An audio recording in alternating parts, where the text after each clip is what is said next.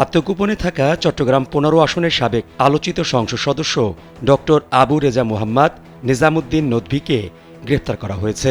ডিএমপির media and public relation বিভাগের উপ police commissioner Mohammad Talibur Rahman গ্রেপ্তারের বিষয়টি নিশ্চিত করেছেন। তিনি জানান, আত্মগোপনে থাকা চট্টগ্রাম ১৫ আসনের সাবেক আলোচিত সংসদ সদস্য ডক্টর নদভীকে রাজধানী উত্তর থেকে গ্রেফতার করেছে ডিবি। সাবেক সংসদ সদস্য আবু রেজা মোহাম্মদ নিজামুদ্দিন নদভী আল্লামা ফয়জুল্লাহ ফাউন্ডেশনের চেয়ারম্যান ও আন্তর্জাতিক ইসলামী বিশ্ববিদ্যালয় চট্টগ্রাম আইআইইউসির অধ্যাপক ছিলেন। তিনি ২০১৪ সালের ১০ম এবং ২০১৮ সালের একাদশ জাতীয় সংসদ নির্বাচনে বাংলাদেশ আওয়ামী লীগের প্রার্থী হিসেবে চট্টগ্রাম ১৫ আসন থেকে সংসদ সদস্য নির্বাচিত হন।